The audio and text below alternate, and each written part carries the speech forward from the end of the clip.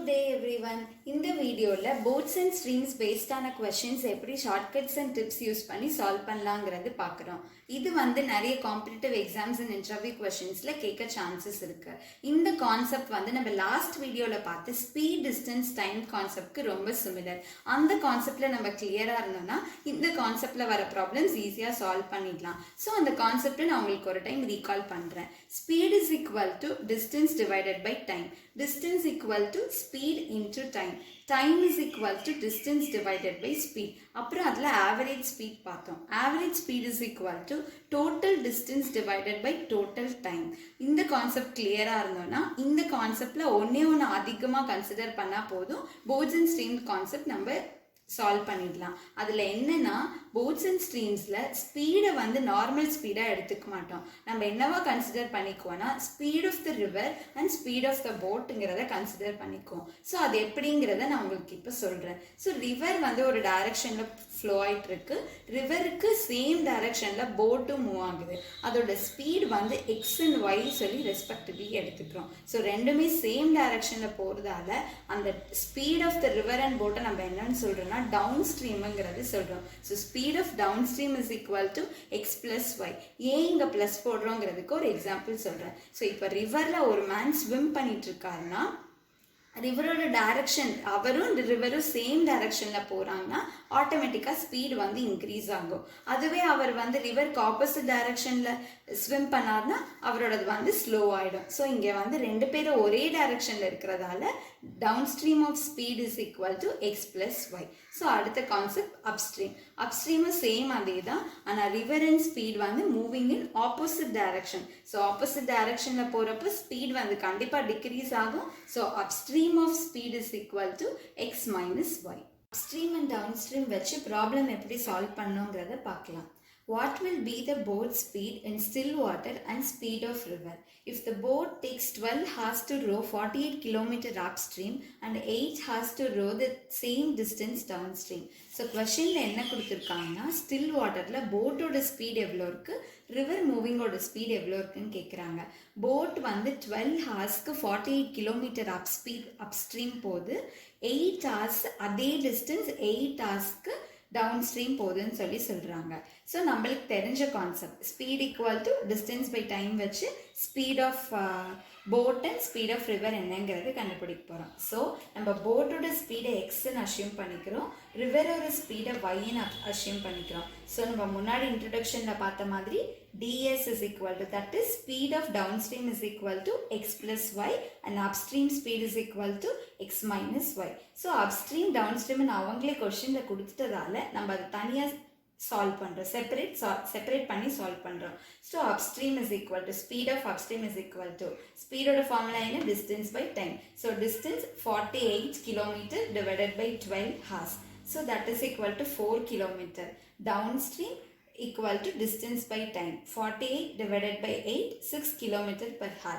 So us equal to x minus y தெரியும். So அதை நம்ம ஒரு ஈக்குவேஷனாக ஃபார்ம் பண்ணிக்கிறோம். x minus y equal to 4. downstream x plus y equal to 6. So ரெண்டு ஈக்குவேஷனையும் ஈக்குவேட் பண்ணுறோம். ஸோ ஈக்குவேட் பண்ணுறப்ப நம்மளுக்கு x is equal to 5 km per hourன்னு கிடச்சிடுது. ஸோ எக்ஸோட வேல்யூ எடுத்துகிட்டு போய் ஏதாவது ஒரு ஈக்குவேஷனில் போட்டோம்னா நம்மளுக்கு ஒய்யோடது என்னன்னு சொல்லி கிடச்சிடும். ஸோ நான் ஃபஸ்ட் ஈக்குவேஷனில் ஈக்குவேட் பண்ணுறேன். x equal to 5ன்னு போடுறேன். 5 minus y equal to 4. So y is equal to 1 km per hour. So எக்ஸுங்கிறது என்னது, ஸ்பீட் ஆஃப் போட்டோட speed 5 km per hour and ரிவரோட ஸ்பீட் 1 km per hour. அடுத்து சம் பார்க்கலாம். An ocean current flows at a rate of 1.5 km per hour. A shark can swim in still water at a rate of 4.5 km per hour. What is the average speed for the entire distance travel if the shark swims from India to Australia and comes back? So question என்ன கொடுத்திருக்காங்கன்னா ஒரு shark India to Australia travel பண்ணிட்டு திரும்ப இந்தியாக்கே வந்துடுதுன்னு சொல்கிறாங்க. அப்போ கரண்ட்டோட flow 1.5 km per hourன்னு சொல்கிறாங்க. அதை நம்ம எக்ஸ்ன்னு எடுத்துக்கிறோம். அண்ட் ஷார்க்கோட ஸ்பீட் என்ன சொல்கிறாங்கன்னா 4.5 km per hour சொல்கிறாங்க. அதை ஒய்ன்னு எடுத்துக்கிறோம். ஸோ நம்ம என்ன கண்டுபிடிக்க சொல்கிறாங்கன்னா average speed entire distance travel பண்ணுறதுக்கு ஆவரேஜ் ஸ்பீட் என்னன்னு சொல்லி கேட்குறாங்க.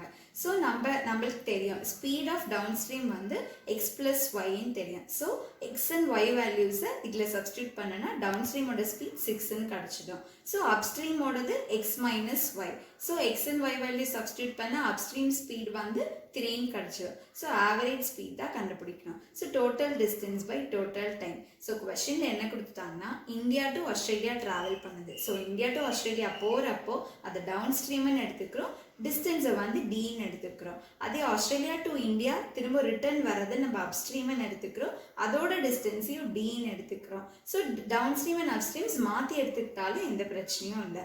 ஸோ டிஸ்டன்ஸ் வந்து D plus D. So 2d upstream total distance வந்து 2d. அண்ட் இப்போ டோட்டல் டைம் என்ன எப்படி கண்டுபிடிக்கணுங்கிறத பார்க்கலாம். ஸோ டோட்டல் டைமும் வந்து time of upstream and time of down stream. So time கண்டுபிடிக்க நம்மளுக்கு ஃபார்முலா தெரியும். என்னது? Distance by speed. So distance வந்து டின்னு தெரியும். ஸ்பீட் ஆஃப் அப்ஸ்ட்ரீம் என்ன கண்டுபிடிச்சிருக்கோம்? 3ன்னு கண்டுபிடிச்சிருக்கோம். Plus distance divided by down ஸ்ட்ரீமோட ஸ்பீட் என்ன? 6. அது சப்ஸ்டியூட் பண்ணி எல்சிஎம் எடுக்கிறப்போ 3d by 6ன்னு வருது. So t is equal to d by 2. So total time என்னன்னு கிடச்சிச்சு. So total time total distance நம்ம என்னன்னு கண்டுபிடிச்சிட்டோம், அதை ஆவரேஜ் ஸ்பீட் கண்டுபிடிக்கிற ஃபார்முலாவில் சப்ஸ்டியூட் பண்ணுறோம். ஸோ டோட்டல் டிஸ்டன்ஸ் என்ன? 2d divided by total time d by 2. So 2d into 2 by d is equal to 4 km per hour. dd cancel ஆகிட்டு 4 km per hour சொல்லி நம்மளுக்கு ஆவரேஜ் ஸ்பீட் கிடச்சிது. அடுத்த problem பார்க்கலாம். Raj swims 26 km downstream in same time as 14 km upstream. What is his speed in still water if speed of stream is 3 km per hour? So என்ன கொடுத்துருக்காங்கன்னா ராஜ் வந்து 26 km downstream போறாரு, அதே டைம்ல 14 km upstream போறாருன்னு கொடுத்துருக்காங்க. So நம்மள என்ன கண்டுபிடிக்க சொல்லியிருக்காங்கன்னா what is his speed in still waterல அவரோட ஸ்பீட் என்னன்னு கேட்டிருக்காங்க. ஆனால் ஸ்பீட் ஆஃப் ஸ்ட்ரீம் வந்து அவங்க 3 km per hourன்னு கொடுத்துட்டாங்க. ஸோ இதில் நம்மளுக்கு என்ன தெரியுது? டைம் வந்து சேம்னு கொஸ்டின்லேயே கொடுத்துட்டாங்க. So t equal to t. So time of upstream equal to time of down stream. So time கண்டுபிடிக்க ஃபார்முலா என்ன? Distance by speed. So distance of upstream by distance of speed of upstream. So distance என்ன? 14ன்னு கொஸ்டினில் கொடுத்துருக்காங்க. So 14 divided by அப்ஸ்ட்ரீமோட speed என்னன்னு நம்மளுக்கு தெரியும், எக்ஸ் மைனஸ் ஒய். அதே டவுன் ஸ்ட்ரீமோட டிஸ்டன்ஸ் 26 km கொடுத்துருக்காங்க, டவுன் ஸ்ட்ரீமோட speed x plus Y. So ரெண்டுத்தையும் கிராஸ் மல்டிபிள் பண்ணோன்னா 14x plus 14y equal to 26x minus 26y. So எக்ஸ்லாம் ஒரு சைட், ஒய்லாம் இன்னொரு சைடு வச்சு சால்வ் பண்ணுறோம். 26x minus 14x equal to 14y plus 26y. So 12x equal to 40y. cancel பண்றப்போ 3x is equal to 10y.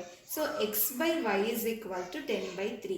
So y equal to 3 ன்னு சொல்லி நம்ம எடுத்துக்கிறோம். ஏன்னா கொஸ்டின்லேயே கொடுத்துட்டாங்க ஸ்பீட் ஆஃப் ஸ்ட்ரீம் வந்து 3 கிலோமீட்டர்னு சொல்லிட்டு. ஸோ இப்போ அதை எடுத்துகிட்டு போய் x by y ஈக்குவேஷனில் சப்ஸ்டியூட் பண்ணுறோம். ஸோ x by yக்கு பதிலாக 3 போடுறோம். So x by 3 is equal to 10 by 3. அப்போ 3 கேன்சல் ஆகிட்டு x is equal to 10 km per hour. இதுதான் வந்து ஸ்பீட் ஆஃப் ஸ்டில் வாட்டர். என்னது? 10 km per hour. அடுத்த ப்ராப்ளம் பார்க்கலாம். Find the ratio of swimming speed of Raj in still water to the speed of river if the ratio of time taken to go 10 km upstream to time taken to go 10 km downstream is 11:5.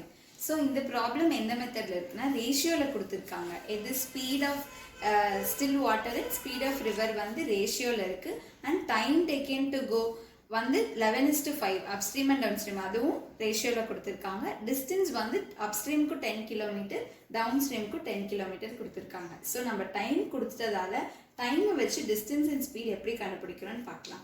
So time of upstream divided by time of down stream is equal to 11/5. So கொஸ்டின்ல இந்த ratio கொடுத்துட்டாங்க. So time கண்டுபிடிக்க formula நம்மளுக்கு தெரியும், distance by speed.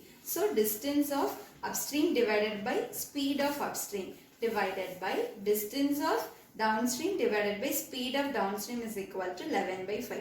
So distance of upstream என்ன? 10 km by speed of upstream நம்மளுக்கு x minus y ன்னு தெரியும். அதே distance of downstream வந்து 10 km கொடுத்துட்டாங்க, divided by speed of downstream x plus y தெரியும். That is equal to 11/5. So 10 cancel ஆகிட்டு நம்மளுக்கு என்ன வரும்னா 1 by x minus y into x plus y by 1 equal to 11/5. So இது எப்படி வரும் 1 1 கேன்சல் ஆகிட்டு X plus Y by X minus Y is equal to 11 by 5. So இது cross multiple பண்ணோன்னா 5x plus 5y is equal to 11x minus 11y. So 16y equal to 16x. So x by y is equal to 16 by 6. So அதை cancel பண்ணனா 8 by 3. So அவங்க நம்மள ரேஷியோல கேட்டிருக்கிறதால x by y is equal to 8:3. Boards and streams concept உங்களுக்கு புரிஞ்சிருக்கும்னு நினைக்கிறேன். Self assess பண்ண ஒரு question. It takes P 1 hour to row to a place and to come back. If the river is running at 2.4 km per hour and P has a speed of 12 km per hour in still water, what distance is the place from P starting point? So இந்த questionல என்ன கொடுத்திருக்காங்கன்னா speed of still water and river வந்து என்னன்னு கொடுத்துட்டாங்க. That means x and y என்னன்னு தெரிஞ்சிடுச்சு. And time வந்து 1 hour, that is time வந்து same. So இதை வச்சு distance எப்படி கண்டுபிடிக்கணும்னு பார்த்துக்கோங்க.